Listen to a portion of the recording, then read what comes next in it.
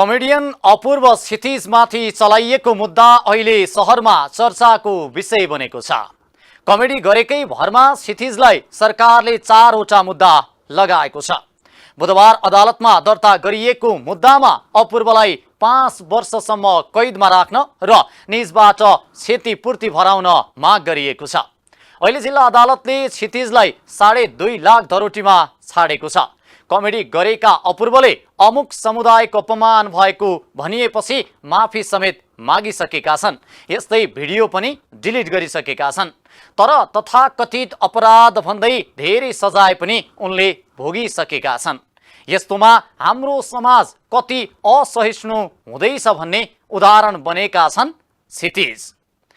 नमस्कार, यो न्यूज या टुडे, म हेमराज भट्ट।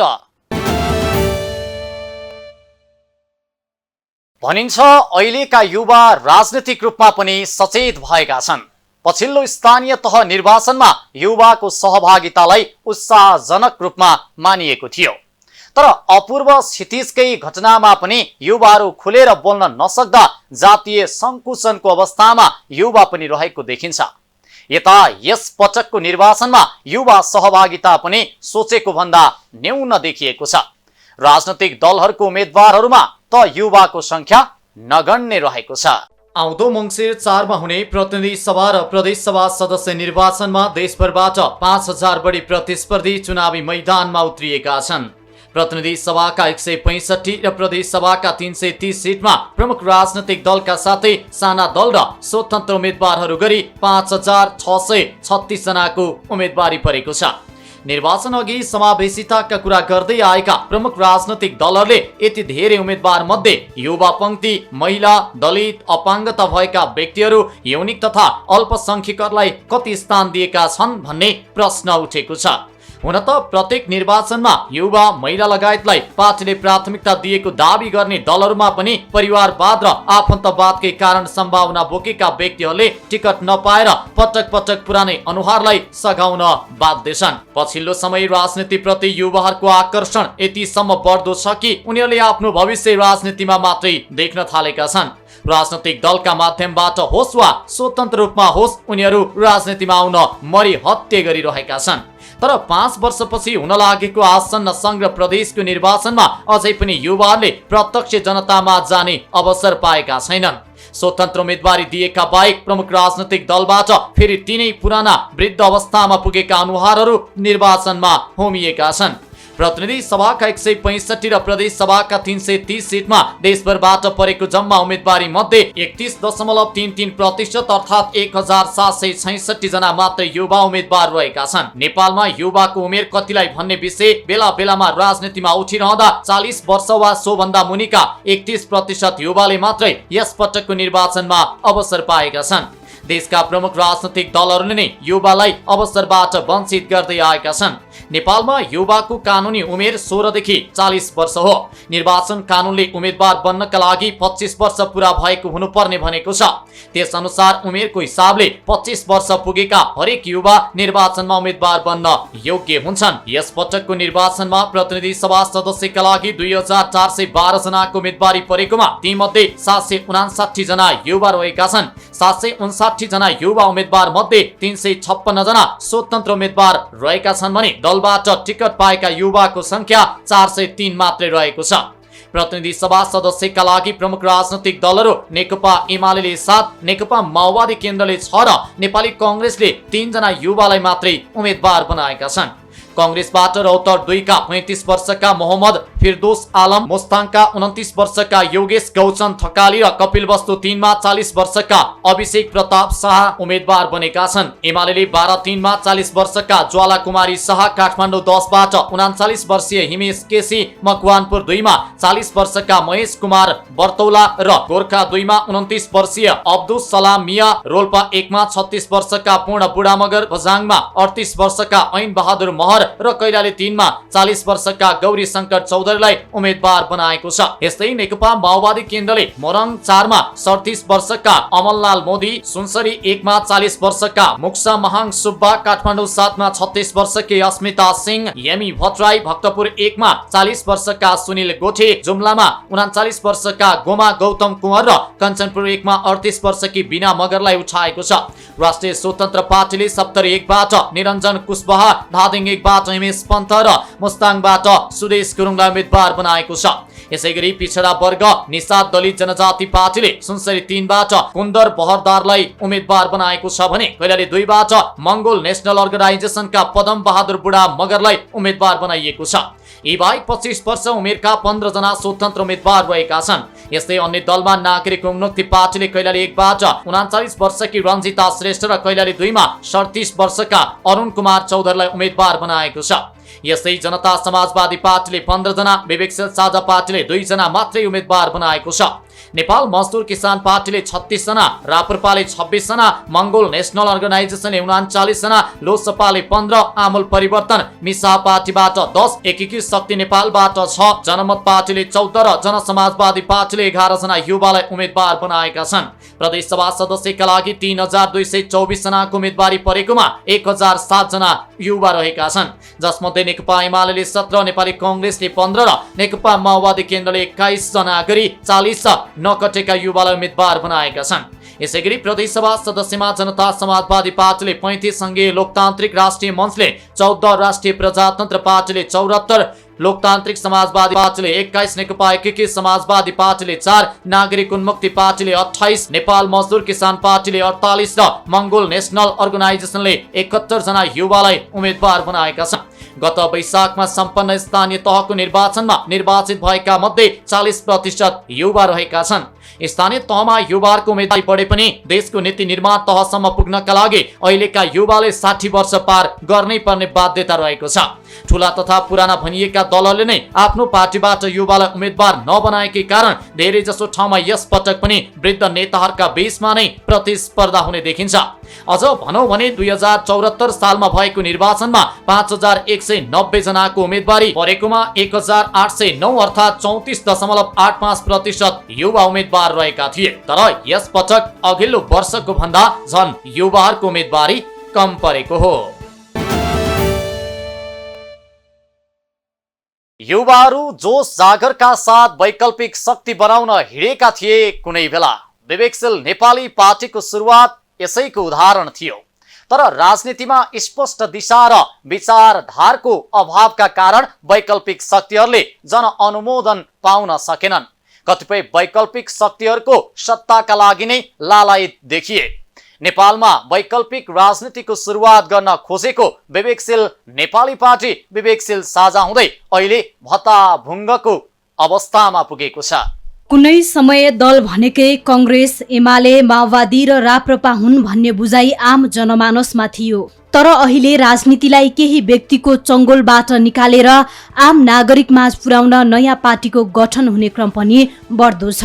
तर निर्माण भएका नयाँ पार्टीमा पनि व्यक्तिगत स्वार्थका कारण जुट्ने र फुट्ने क्रम चलिरहन्छ। त्यसैले राजनैतिक स्थिरता कायम नहुँदा युवाले नेतृत्व गरेका नयाँ पार्टीमा पनि जनताले विश्वास गर्ने आधार देखिँदैन।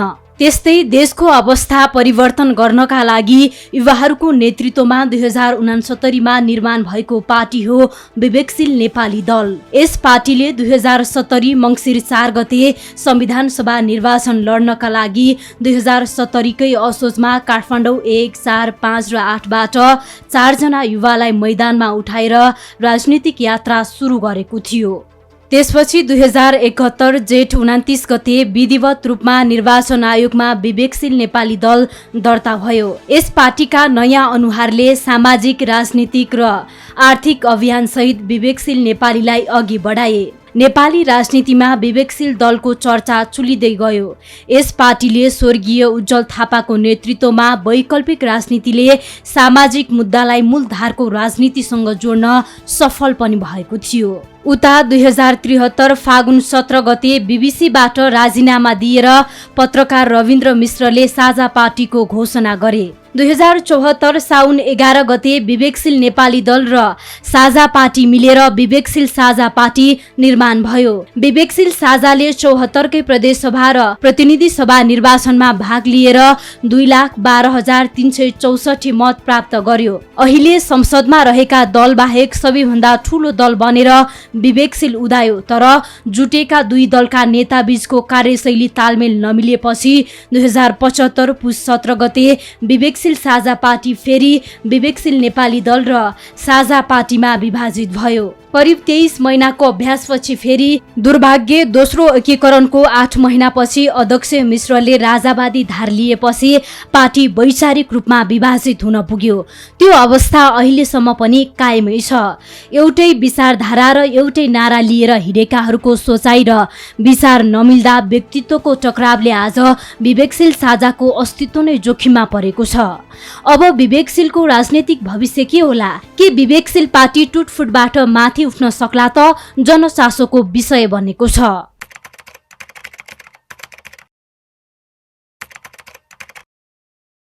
गत असोज 10 गते रविन्द्र मिश्रले विवेकशील साझा पार्टीको अध्यक्ष पदबाट राजीनामा दिएका थिए। त्यसपछि उनले राजतन्त्र फर्काउने लक्ष्यका साथ राप्रपा प्रवेश गरे। मिश्र अहिले राष्ट्रिय प्रजातन्त्र पार्टी राप्रपाका वरिष्ठ उपाध्यक्ष समेत छन्। उनले आफूले उठाउँदै आएको विषयलाई प्राप्त गर्न पार्टी नै परिवर्तन गर्नुपर्ने भएकाले राजीनामा दिएको बताएका थिए।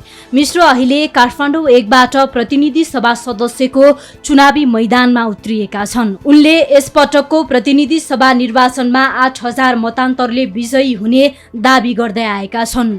उनले यसपटक पनि कंग्रेसका पुरानै प्रतिस्पर्धी पाएका छन्। यस क्षेत्रमा 4 दलीय सत्ता गठबन्धनका तर्फबाट नेपाली कंग्रेसले फेरि पनि प्रकाशमान सिंहलाई उम्मेद्वार बनाएको छ। 2074 सालको निर्वाचनमा मिश्र 818 मतान्तरले कंग्रेस नेता सिंहसँग पराजित भएका थिए। सिंह 10,936 मत ल्याएर विजयी भएका थिए। मिश्रले सामाजिक सञ्जाल फेसबुकमा लेखेका छन्, यति धेरै उतार चढाव बेहोरेर र हन्डर खाएर आउँदा पनि यति धेरै माया पाइरहेको छु, त्यसैले मलाई द्रवीभूत बनाएको छ। काठमाडौँ 1 मा अहिले देशभरिमा सबैभन्दा धेरै उम्मेद्वार चुनावी मैदानमा छन्। यहाँ एमालेले युवा संघका अध्यक्ष किरण पौडेललाई उम्मेद्वार बनाएको छ। पुकार बम रमेश खरेल लगायतका नेता पनि यही क्षेत्रबाट प्रतिस्पर्धामा छन्। मिश्रले 2078 साउनमा संघीयताको खारेजी र धर्मनिरपेक्षताको बारेमा जनमत संग्रह गर्ने प्रस्ताव पनि अघि सारेका थिए। उनले मार्ग परिवर्तन विचारभन्दा माथि देश दस्तावेज सार्वजनिक गर्दै संघीयताको खारेजीको प्रस्ताव अघि सारेका हुन्। मिश्रले उक्त दस्तावेज छलफल तथा बहसका लागि पार्टीमा पनि प्रस्तुत गरेका थिए। विवेकशील साझा पार्टीकी पूर्व नेत्री रन्जु दर्शनाले 2078 पुस 7 गते पार्टीको साधारण सदस्य समेत नरहने गरी राजीनामा दिएर अहिले काठमाडौँ क्षेत्र नम्बर 5 बाट प्रतिनिधि सभा सदस्यमा स्वतन्त्र उम्मेदवारी दिएकी छन्। 2074 सालको स्थानीय तह निर्वाचनमा विवेकशील नेपाली दलबाट काठमाडौँ महानगरपालिकाको मेयर पदमा उठेकी उनले त्यसबेला तेस्रो स्थान प्राप्त गरेकी थिइन्।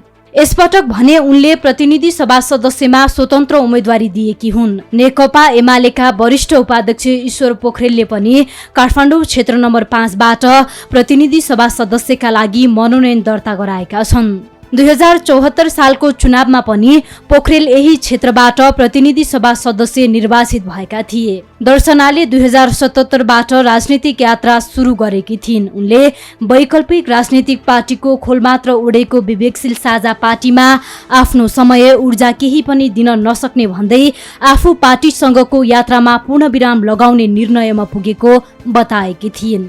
संघीय गणतान्त्रिक लोकतन्त्र देश नेपालमा राजनीतिको मूल चरित्र नै दुर्गन्धित बनाएर भइरहेका सम्पूर्ण कदम व्यवहारले आगामी दिनका नयाँ पुस्तालाई समेत राजनीतिमा आउन बाधा हुने उनले बताइन्। 2078 पुसमा विवेकशील साझा पार्टीका संयोजक मिलन पाण्डेलाई साधारण सदस्यबाट समेत निष्कासन गरियो। विवेकशील साझा पार्टीका तत्कालीन अध्यक्ष रविन्द्र मिश्र पक्षले पाण्डे र उनी पक्षधारलाई कारबाही गर्यो।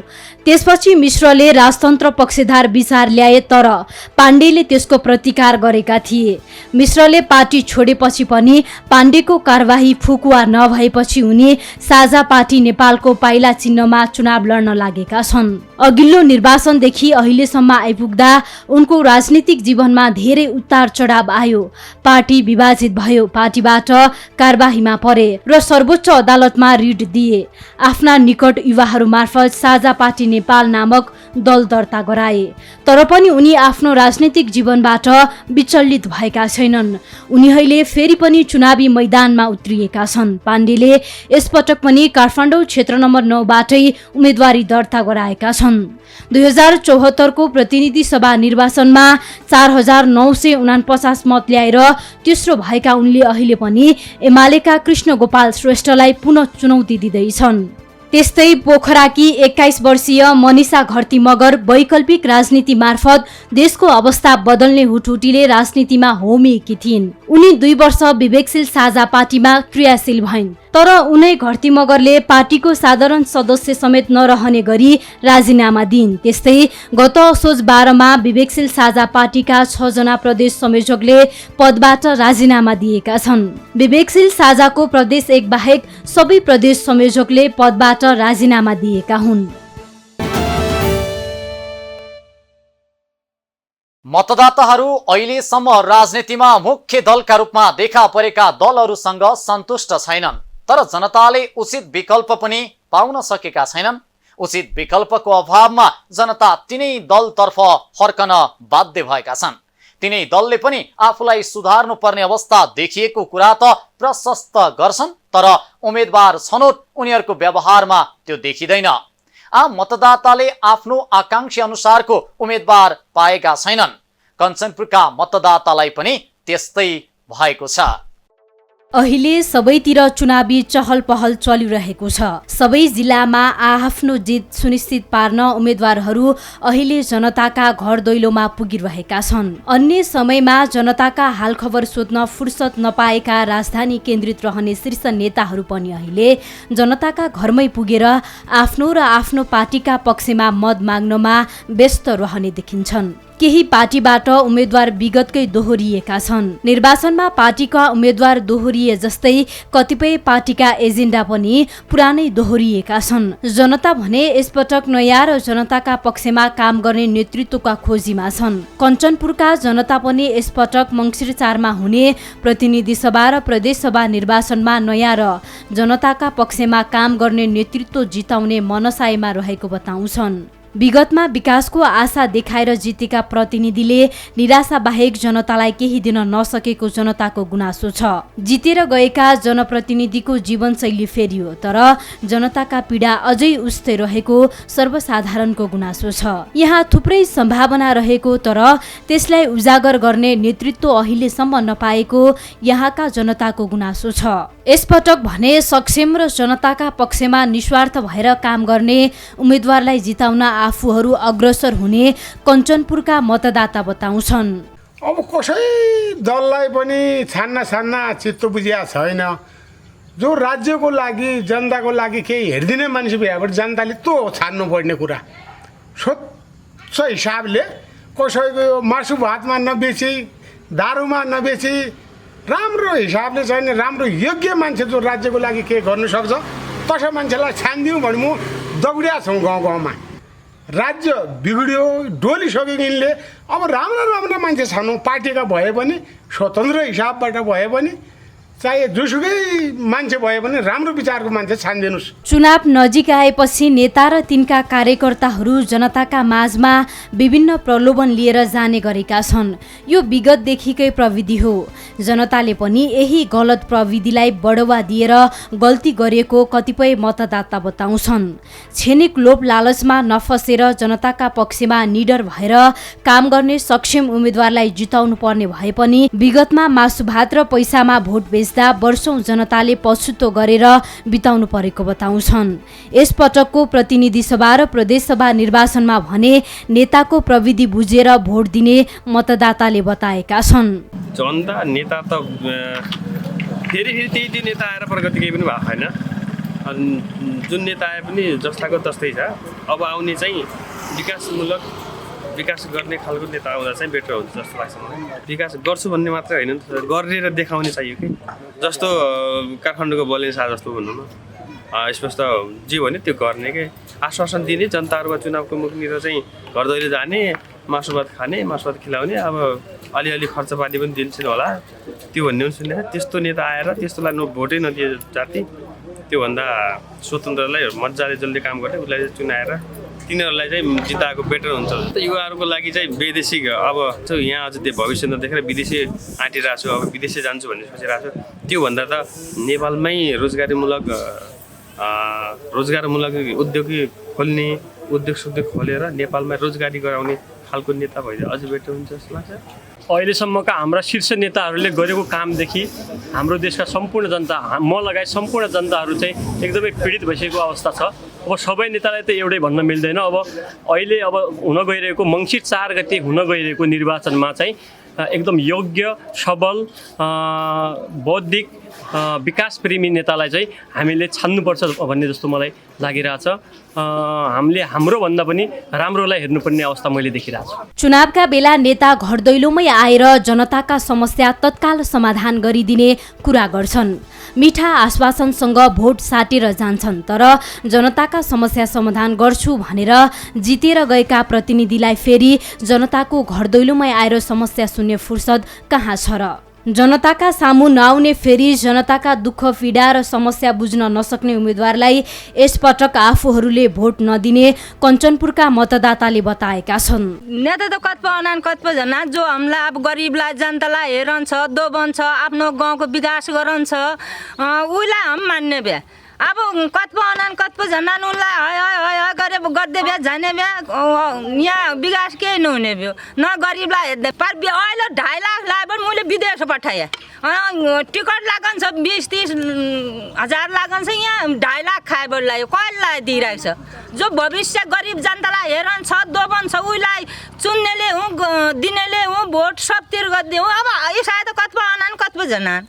खेतीपातीका बेला कञ्चनपुरका किसानले कहिले समयमा मल पाएनन्। सिँचाइको सुविधा अझै किसानले पाउन सकेका छैनन्।